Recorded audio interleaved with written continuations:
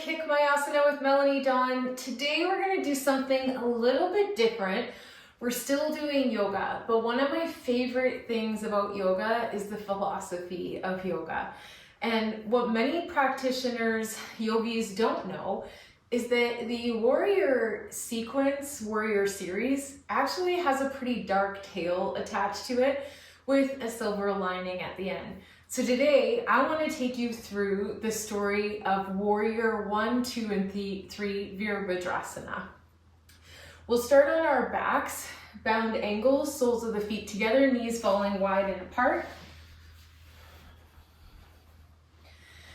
As you land into your back body, send your breath to the inner thighs. Every exhale, dropping deeper into your posture, softening right glute, left glute, whole of the back, shoulder blades to spine, buoyant heart, lifted rib cage.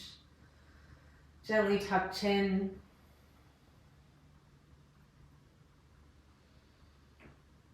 And as you come to arrive on your mat, begin to drop everything that has happened in your day, everything that is coming forward in your day into a state of pause.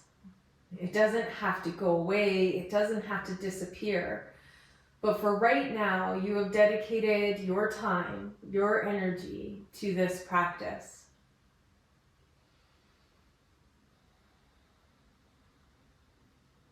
Inside the Warrior series, we'll look at what ego, anger, rejection, betrayal looks and feels like.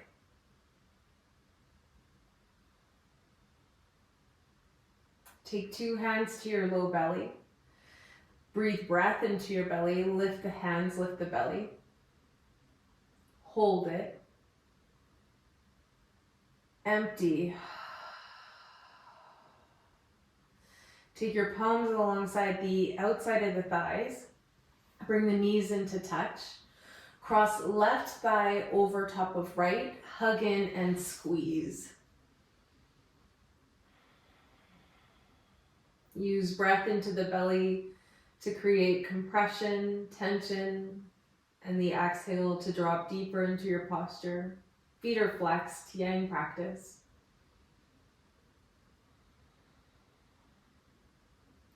Right foot goes down, left leg kicks up straight. A bind of the interlacing fingers at the back of the thigh. Toes are pulling back towards the shin, heel is coming up towards the sky. Seeing if you can gently nudge the knee towards the nose, leg as straight as possible.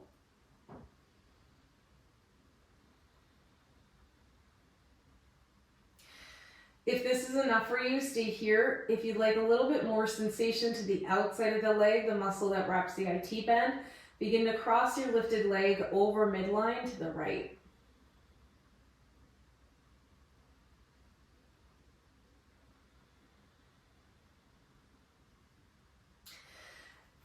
Left knee bends, sole of the foot plants down, right thigh crosses over left, and hands come to the back of the thighs for a bind, or maybe even just staying on top of the shins, or even just pulling the knee in.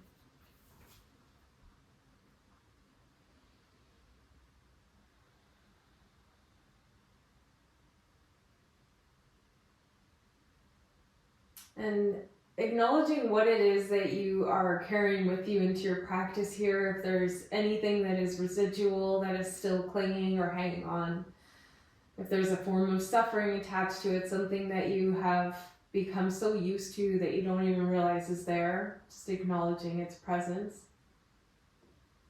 Left foot plants down, hand grips the back of the right thigh, toes are flexed, heel is up. Breathing as you gently start to draw knee towards nose, reclined head to knee.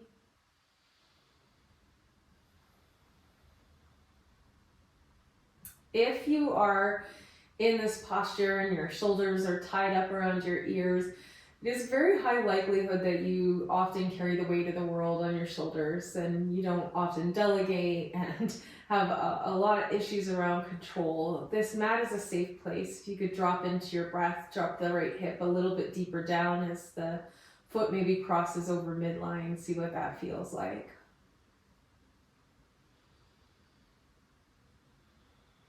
Staying connected to a slow and steady breath keeps the nervous system from moving into what so many of us have been put on autopilot for. Nervous system is fight or flight, sometimes freeze. Rest and digest here. Right knee comes to a bend, and both knees will come up to hug around the heart, and you can roll all around the low back if you'd like.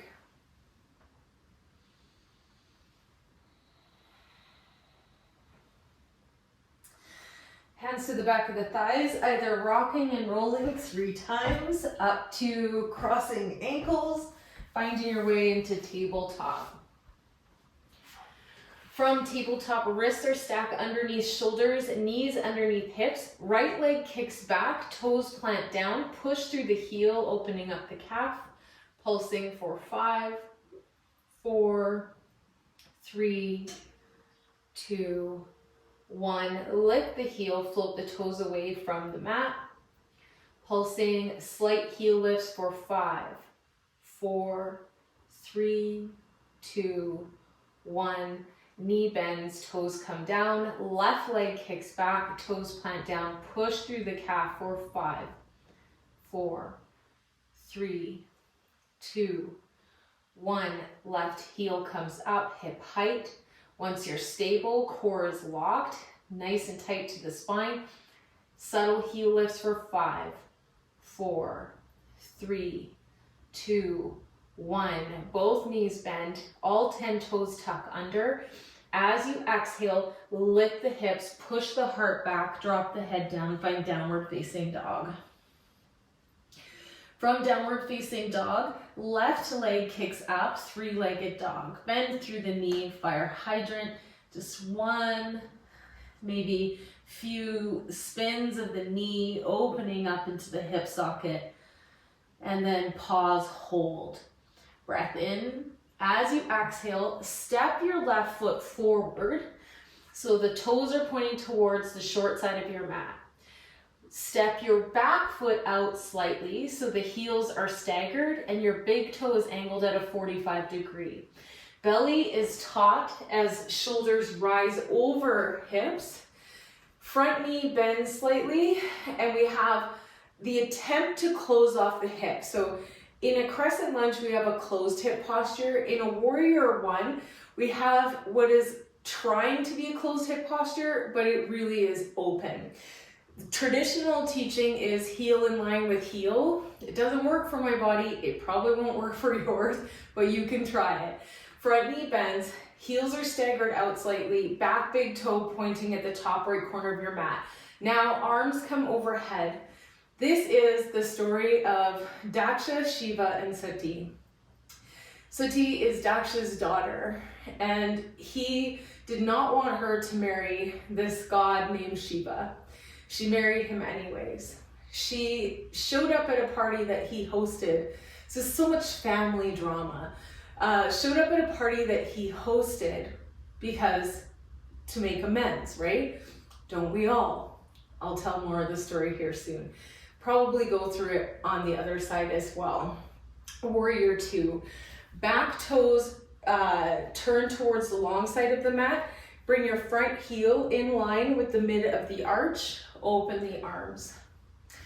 So she shows up to this celebration and her dad doesn't want her there, Daksha. She's absolutely crushed. She says she no longer wants her body. So she sacrifices herself. Her husband Shiva hears. He tears out his hair. And from his hair rises Virabhadra, a warrior. This warrior is going to the ceremony to avenge Sati's death. Warrior, or let's go back into crescent lunge. So roll onto the ball of the back foot, hands lift up, and we'll make our way into warrior 3. Reach the hands forward, lift the back leg.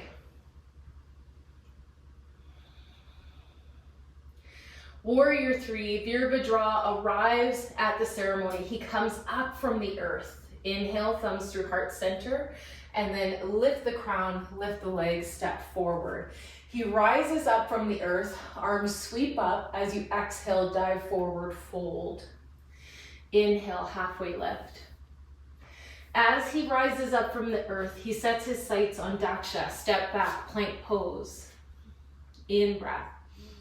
Exhale, downward facing dog. Downward facing dog, right leg kicks up. Open the hip, bend the knee. Start to circle. Hold. Empty out. Step your foot forward, warrior one, right side. Setting up just the same as you did on the other side, nice bend through the front knee, hands overhead. Virabhadra has arrived. He sets his sights on Daksha. We'll hold here because I told a long story, so we must breathe. When he sets his sights on Daksha, he moves into warrior two. Breathing for 3. For 2. Feeling the intensity of arriving, avenging, and opening up warrior two. Virabhadra sees Daksha and he sets his sights on Daksha. He is here to avenge Sati's death. He is an incarnation of Shiva, her husband. From his avenging, he brings 2 swords up overhead. Find your crescent lunge. 2 swords up overhead. And as he moves forward through warrior 3, back leg lifts, swords go into Daksha. And he passes away. From here, thumbs go into heart center.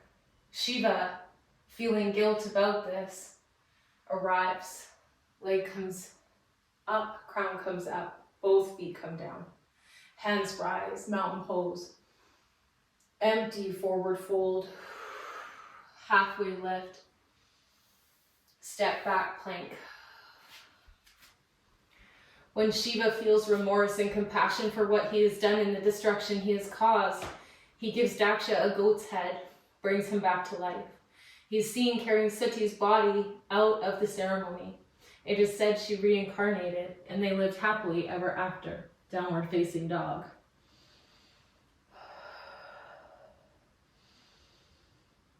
Big toes to the outside edges of your, big toes to center. Knees to the outside edges of your mat. Find your child's pose.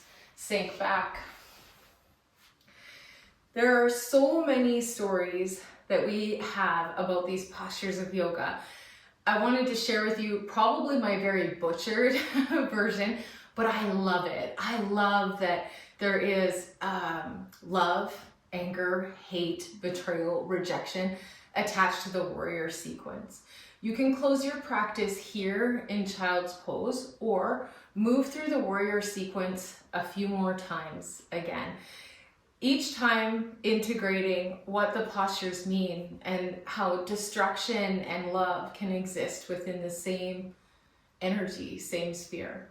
Thank you so much for practicing with me. Namaste.